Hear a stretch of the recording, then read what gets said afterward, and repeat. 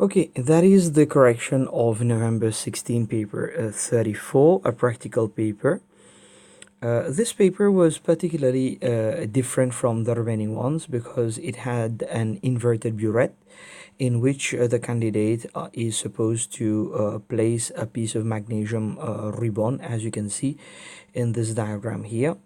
You have to place a piece of magnesium ribbon in that part of the burette and then invert the burette over a tub or over a beaker. So in my case, I use a beaker, and you have to invert this burette over water which is found in a beaker.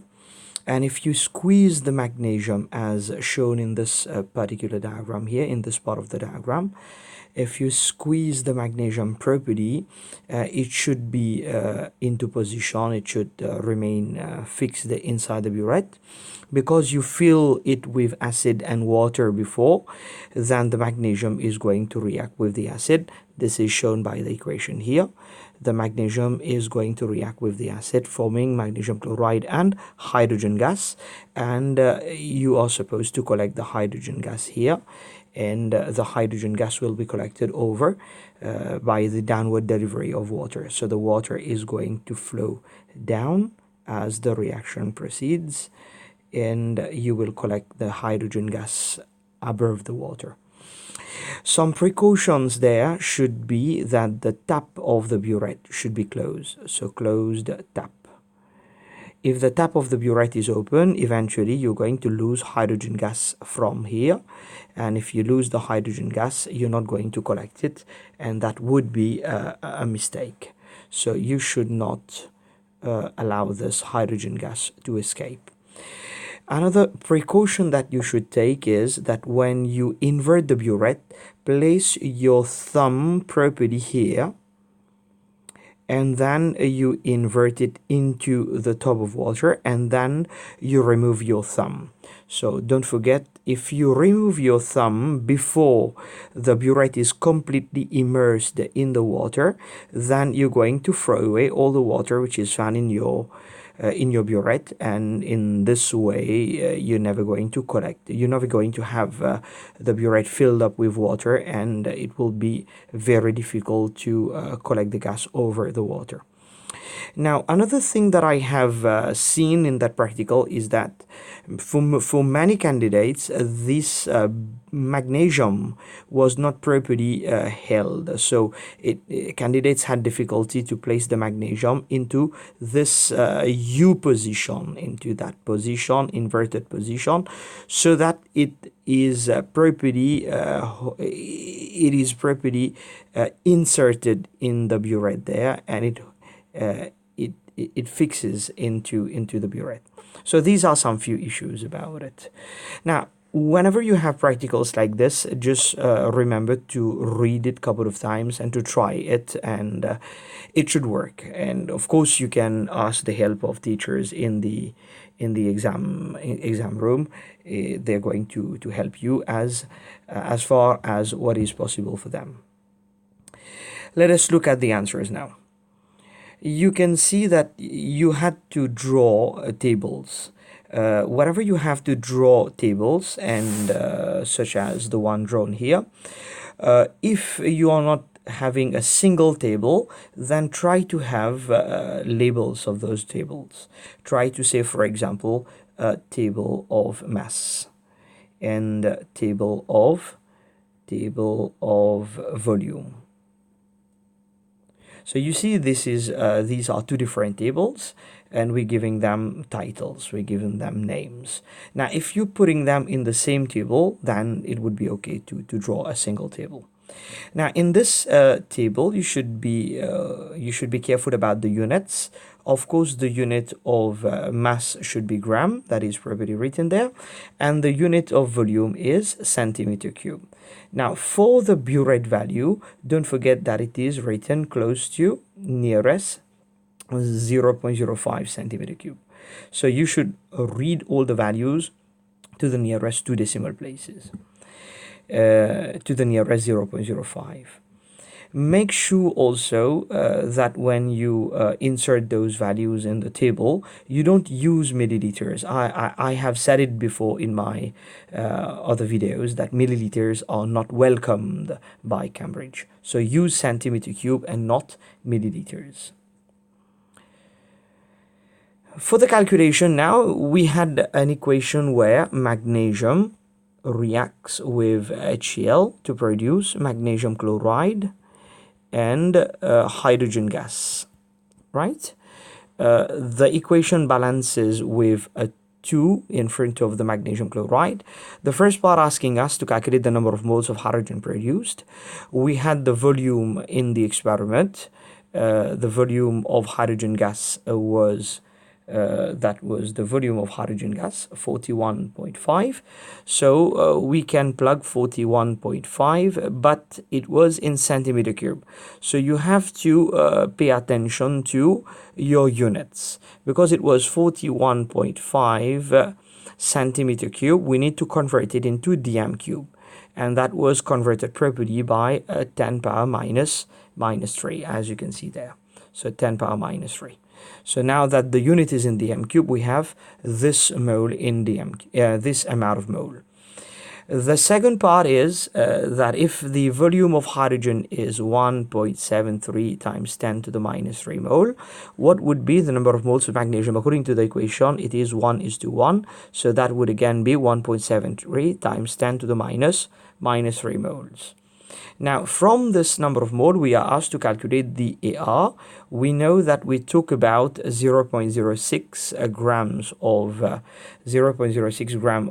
magnesium ribbon, and the number of mole was calculated there. We only have to plug in that formula to obtain a value like 34.7. Now, you can see that the value of magnesium, the AR, should be 24. In that case, we obtain a value like 34.7. So definitely the value is far from the real value, far from 24, which is the expected value. In that case, the candidate is losing a mark there. Calculate the percentage error now, part C. Calculate the percentage error in the mass and in the volume. So we have two things here, in the mass and in the volume. In exams, you can underline them just to make sure that you don't forget to give two different calculations. Now, for the mass, we were using a balance correct to 2 decimal place. So it would be nice to write 0.01, or as the candidate wrote, the smallest of 0.01 is half of it, 0.005. But I would prefer 0.01 over the value that we measure multiplied by 100. In the case of the burette now, in the case of the reading of the volume, this volume was read using a burette. And when we use a burette, we read it twice. And every time that we read, we have an error of 0.05. That's why the candidate wrote here 2 times 0.05 divided by 41.5 times 100. So to get the value of 16.7%. So just a change that could be made to reduce the greater error calculated in one. So there are many things that we can do here in order to reduce the error. Of course, we can have a larger volume of, we can have a larger mass. We can use a bigger piece of a ribbon, so magnesium ribbon, larger mass of magnesium ribbon of Mg. So when we use a larger mass, we have a smaller percentage error. I hope all of you are aware that percentage error is n times the absolute error divided by the value that you measure multiplied by 100. So if we happen to measure a large value, then we have accompanied to a small percentage error. So larger mass of magnesium would be okay. Now, the candidate said to use there a larger volume of the solution. Now, the solution was supposed to fill that container. So the burette was supposed to be filled with the HCl and the water. So burette was already filled. Now, if the burette was already filled, it is impossible to have a larger volume of solution. So I would prefer a larger mass of magnesium. We can have other answers now, like having a burette having a balance that reads correct to 3 decimal place. I told you my balance read 2 dp, so we can use a balance that can read up to 3 dp. This can be one answer. We can also say that we have, for example, a burette with more precision or more precise calibration. That also we can say. Those burettes, we know they are expensive. We don't have them a lot in practical classes, but this is an answer that can be provided there. What would be the effect of the AR of magnesium calculated if the temperature was lower? Now, one possible answer is if temperature is lowered, then the volume occupied by the gas also would decrease. So this you can easily get it from the equation PV equals to nRT. So if you are decreasing the temperature, you are also decreasing the volume there. So when the volume decreases there, the number of moles also drops down, because you know that number of moles is proportional to volume for at a certain temperature and pressure. This is part of Avogadro gas law, and 1 mole of any gas would occupy a volume of 24 dm cube. So number of mole is less. Now if you use that equation here, if number of mole decreases, then the value of AR increases. So the AR would be greater. That was a correct answer. Question number 2 now was a titration. A titration is something that you do a lot of times. So please pay a lot of attention to and make sure that you have that you are as accurate as possible when you're doing a titration. Few tips to be accurate. Always perform a rough. So number 1, always perform a rough. Now Cambridge nowadays force you to do a rough, as you can see here.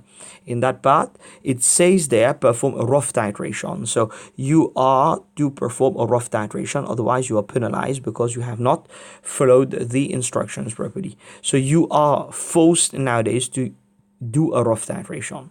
Secondly, use the same amount of indicators every time. Be consistent with the number of drops. So use the same number of drops. Third is to use the minimum number of drops that can give you a color. Minimum number of drops. For example, say you are using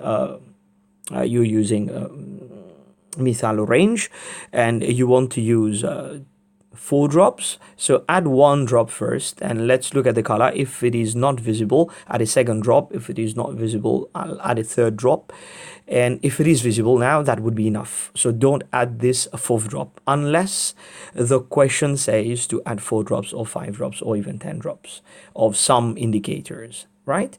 So use minimum number of drops. Use the same number of drops in between the titrations when you are to repeat it, so you have consistency between the number of drops that you are using. And don't add, yes, number 4, add drop by drop near the endpoint. So add drop wise near the endpoint. 5th is when you add your drop, make sure that it goes into the conical flask, into the solution of the conical flask, and not on the neck of the conical flask. So the tip of your burette should not constantly touch with your neck of your conical flask, because it consumes a drop from the burette, but unfortunately that drop has not gone into your solution and you don't have the effect of changing color of that solution with that drop. So make sure that you put your solution directly into the conical flask, preventing it from touching with the walls of the conical flask or the neck of the conical flask. Now, once your titration is accurate, of course, you can repeat it. Your accuracy is when the value is plus or minus 0.10 centimeter cube. And in our case here, we can have a student having 1 and 2 results that are accurate. Now, I would recommend you to place 2 ticks below them and to choose for accurate values. So place those ticks, they are important to show that these are values that you are considering as accurate values. The calculations now, so show from your titration which value you took. So you calculated it with 24.2 and 24.10, so it amounts to 24.1. Use the information and to calculate the number of moles of sodium carbonate. So first we had to calculate the number of mole. We had to calculate the concentration in mole per dm cube. The concentration in gram per dm cube was provided. It was 2.64 gram per liters per dm cube. So the candidate divided it by the MR there to get it as 0.0249 mole per dm cube, molar. And the number of moles of sodium carbonate was the volume multiplied by concentration divided by 1000. Remember, that formula is very useful in titration and equals to CV over 1000. Now, from the equation there, you can see that the mole ratio of sodium carbonate to HCl is 1:2. So the number of moles of HCl now will be twice that of the sodium carbonate. Use your answer to calculate the number of moles of HCl present in 250. Now you need to be careful.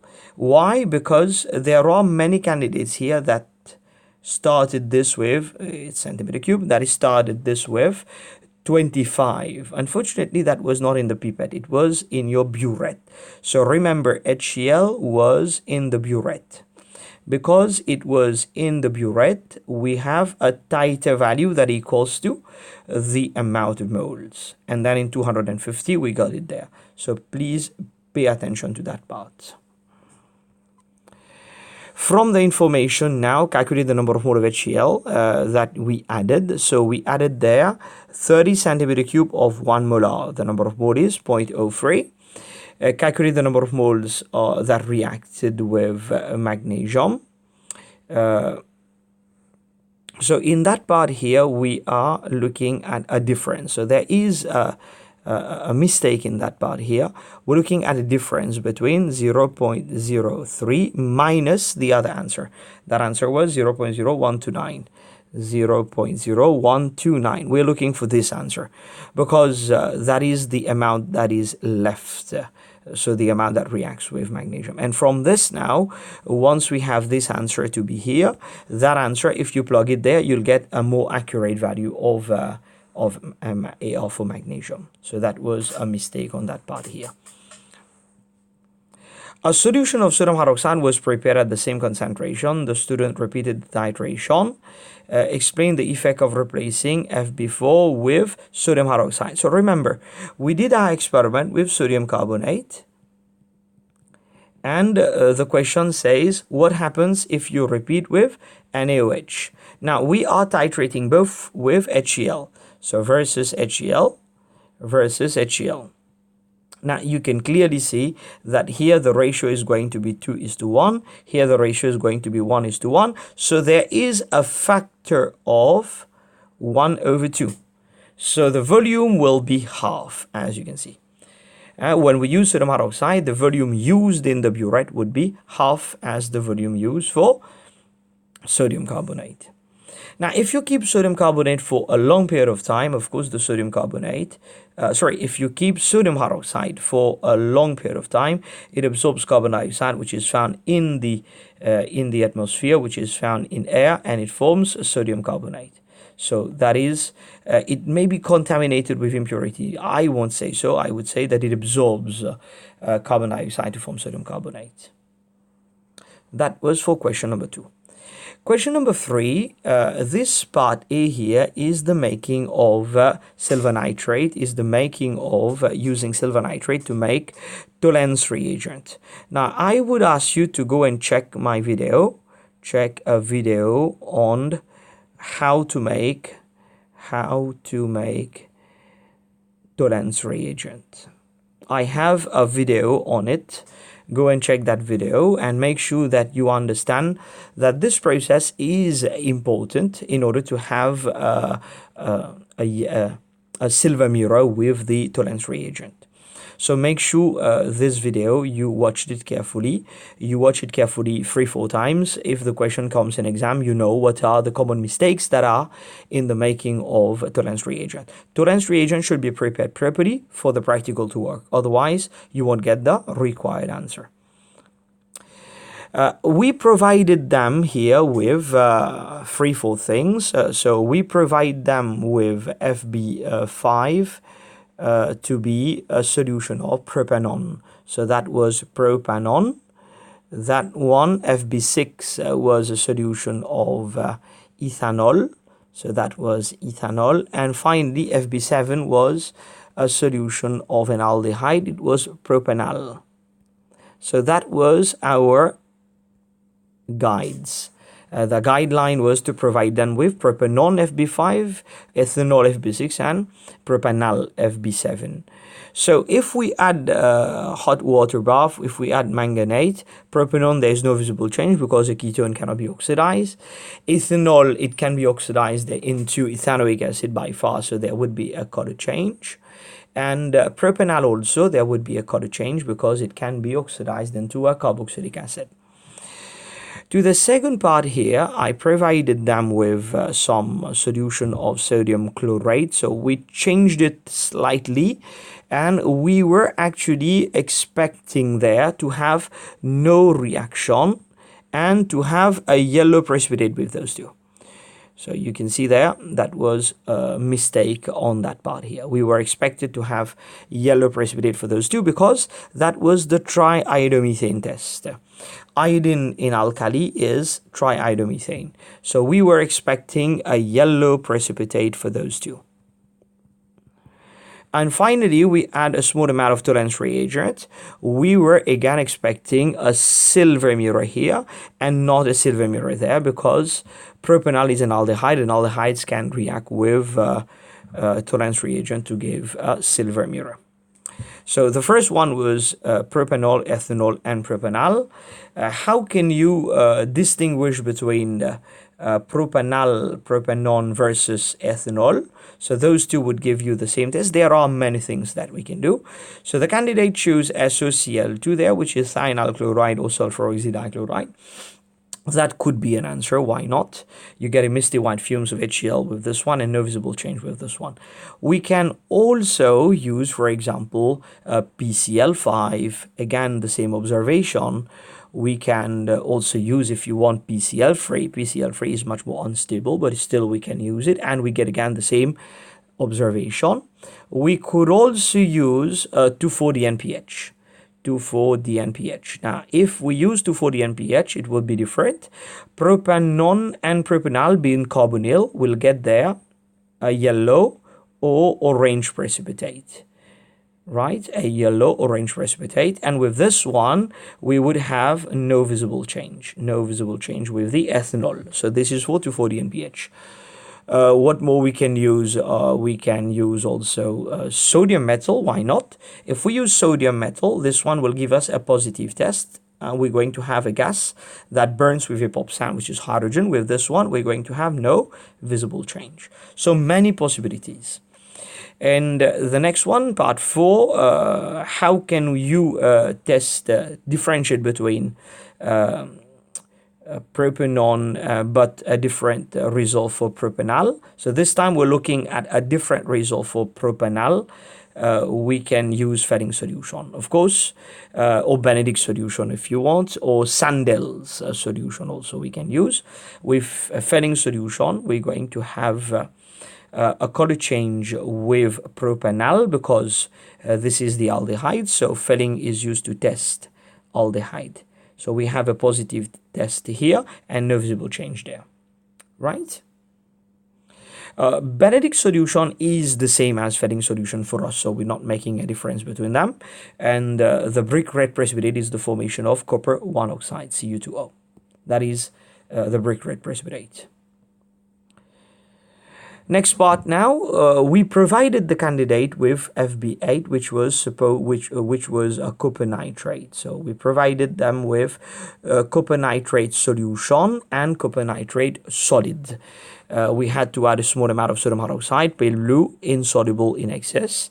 So pale blue precipitate is very important instead of blue precipitate. So I would say pale blue precipitate instead of blue precipitate. But I do know that blue precipitate is accepted. What is never accepted there is dark blue precipitate. So it has to be blue or pale blue precipitate.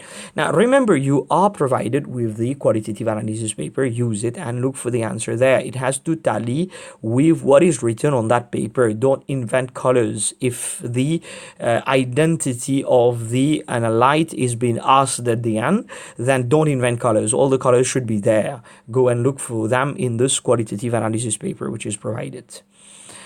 Transfer the content in a boiling tube and heat gently.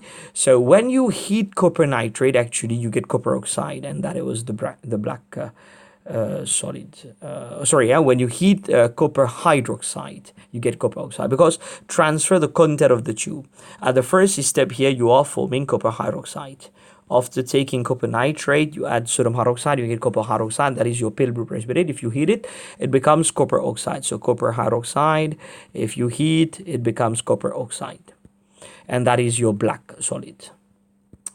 Then transfer 1 centimeter of the mixture into, so that copper oxide now, into a boiling tube and add HCl. So if you take copper oxide, you add HCl to it, you have copper chloride, and copper chloride is supposed to be a green solution, or we can say a bluish green solution, but it was a pale green solution, a green solution, a blue green solution. What is not accepted there, I know, is a yellow solution. It was really green and not yellow. To the boiling tube in 3, so that copper chloride now, we add a piece of aluminum foil. Of course, there was an excess of acids in it, and then leave the boiling tube to the stand. If there are acids, and you add aluminum foil, which is freshly cut portion of aluminum foil, you expect to have effervescence, and that gas is going to be fizzing. It's going to be hydrogen gas. Why not? Because metal plus acid gives you a gas which is hydrogen. There is a change in the color. A pink brown or reddish brown metal or solid was being formed. So brown metal was being formed there. The simple reason for this is that we have a sort of displacement process. Aluminum is going to react with copper ions in the copper chloride to form aluminum ions and copper metal, right? And that's why we have this formation of brown. So that solid brown was copper metal. It was a displacement process, that's all. So that was tricky in a sense that it was displacement, right? But nowhere Cambridge asks you to explain that displacement. So you provided with very nice observation. That was enough. And when you heat a nitrate, you get there two gases. When you heat a nitrate of transition metal or a nitrate of group 2, you're getting there nitrogen dioxide and oxygen. So that is always true. In my previous video, I said it. Now I'm saying it again. In the other videos, I would repeat it again. So when you decompose an aqueous nitrate, or when you heat a nitrate, a solid nitrate, you decompose the nitrate to give nitrogen dioxide and oxygen gas, brown fumes, and it relights a glowing splint. Finally, from your observation, it was copper nitrate because of the brown fumes telling us that it was nitrate. So that was the formula, and write an ionic equation for the formation of copper hydroxide. So copper ions and hydroxide ions react together to form copper hydroxide. This should be a solid, aqueous and aqueous. That was also okay. So this